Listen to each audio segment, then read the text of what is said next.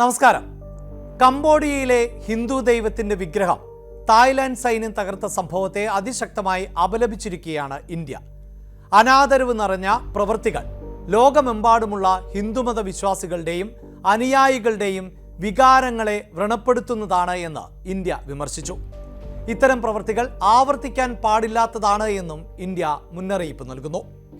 Thailand Cambodia അതിർത്തി തർക്കം നിലനിൽക്കുന്ന പ്രദേശത്ത് അടുത്തിടെ നിർമ്മിച്ച ഒരു ഹിന്ദു മതദേവന്റെ പ്രതിമ പൊളിച്ചു മാറ്റിയതായി റിപ്പോർട്ടുകൾ ശ്രദ്ധയിൽപ്പെട്ടുവെന്ന് വിദേശകാര്യ മന്ത്രാലയ വക്താവ് രൺധീർ ജയ്സ്വാൾ പറഞ്ഞു. പ്രദേശത്തെ ജനങ്ങൾ ഹിന്ദു ബുദ്ധ ദേവതകളെ ബഹുമാനിക്കുകയും ആരാധിക്കുകയും ചെയ്യുന്നുവെന്നും നമ്മുടെ നാഗരിക പൈതൃകത്തിന്റെ ഭാഗമാണ് ഇത് എന്നും അദ്ദേഹം കൂട്ടിച്ചേർത്തു. സമാധാനം പുനഃസ്ഥാപിക്കുന്നതിനും ജീവഹാനിയും സ്വത്തുക്കളുടെ നാശനഷ്ടങ്ങൾ തടയുന്നതിനും ഉഭയകക്ഷി ചർച്ചകൾ നടത്തണമെന്ന് ഇരു രാജ്യങ്ങളോടും ഇന്ത്യ ആവശ്യപ്പെട്ടു. കംബോഡിയൻ പ്രദേശമായ ആൻസസ് എന്ന സ്ഥലത്ത് സ്ഥിതി ചെയ്യുന്ന വിഷ്ണു പ്രതിമ തകർക്കുന്നതിൻ്റെ വീഡിയോകൾ ഇപ്പോൾ സോഷ്യൽ മീഡിയയിൽ വൈറൽ ആണ്. 2014 നിർമ്മിച്ച വിഷ്ണു പ്രതിമ തായ്ലൻഡ് അതിർത്തിയിൽ നിന്ന് ഏകദേശം 100 മീറ്റർ അകലെയാണ് സ്ഥാപിച്ചിട്ടുള്ളത്. കഴിഞ്ഞ ജൂലൈയിൽ ആണ് ഇരു രാജ്യങ്ങളും തമ്മിലുള്ള ഏറ്റുമുട്ടലുകൾ ആരംഭിച്ചത്. അമേരിക്കൻ പ്രസിഡന്റ് ഡൊണാൾഡ് ട്രംപിന്റെ മധ്യസ്ഥതയിൽ വെടിനിർത്തൽ പ്രാബല്യത്തിൽ വന്നുവെങ്കിലും ഒരു ഇടവേളയ്ക്ക് ശേഷം സംഘർഷം പുനരാരംഭിക്കുകയായിരുന്നു.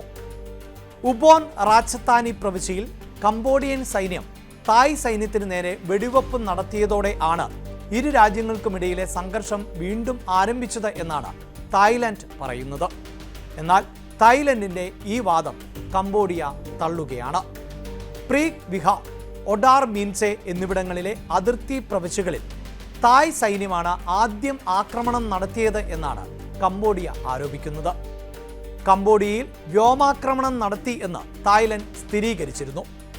തായ്ലൻഡിന്റെ ദേശീയ സുരക്ഷയ്ക്കും അതോടൊപ്പം അതിർത്തിയിലെ സാധാരണക്കാരായ ആളുകളുടെ സുരക്ഷയ്ക്കും ഭീഷണി ഉയർന്നതോടെയാണ് ആക്രമണം നടത്തിയത് എന്നാണ് റോയൽ തായ് എയർഫോഴ്സ് വക്താവ് എയർ മാർഷൽ ജാക്രിറ്റ് തമ്മാവ് പ്രതികരിച്ചത്. അതിർത്തിയിൽ കംബോഡിയ വൻതോതിൽ ആയുധവിന്യാസം നടത്തുകയും സൈനികരെ വിന്യസിക്കുകയും ചെയ്തിരുന്നതായി തായ്ലൻഡും പറയുന്നു. വൻതോതിലുള്ള ആക്രമണത്തിനാണ് കംബോഡിയ തയ്യാറെടുത്തിരുന്നത് എന്നും അവർ ആരോപിച്ചു.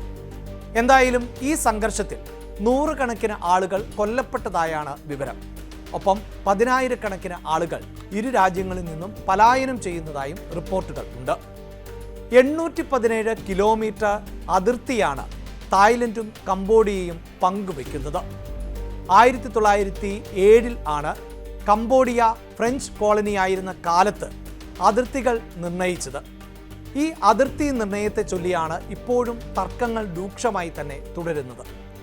ഇരു രാജ്യങ്ങളും അവകാശവാദം ഉന്നയിക്കുന്ന ഭൂപ്രദേശങ്ങൾ ഈ അതിർത്തി ഭാഗത്ത് വരുന്നു എന്നതാണ് തർക്കത്തിന് കാരണം. ഈ തർക്കപ്രദേശത്ത് നൂറ്റാണ്ടുകൾ പഴക്കമുള്ള ക്ഷേത്രങ്ങളും ഉൾപ്പെടുന്നു. തായ്ലൻഡിൽ 2 ലക്ഷത്തോളം ഇന്ത്യൻ വംശജർ ഉണ്ട് എന്നാണ് കണക്ക്. ടൂറിസ്റ്റുകളായി ഓരോ വർഷവും 20 ലക്ഷത്തോളം ഇന്ത്യക്കാർ തായ്ലൻഡ് സന്ദർശിക്കുന്നുണ്ട് എന്നുമാണ് കണക്കുകൾ പറയുന്നത്. കംബോഡിയയിലാകട്ടെ 2000-ൽ അധികം ഇന്ത്യക്കാർ ഉണ്ട് എന്നാണ് കണക്കുകൾ സൂചിപ്പിക്കുന്നത്. മാത്രവുമല്ല, ലക്ഷക്കണക്കിന് ഇന്ത്യക്കാർ ഓരോ വർഷവും വിനോദസഞ്ചാരികൾ ആയി ഇവിടേക്ക് എത്താറുമുണ്ട്.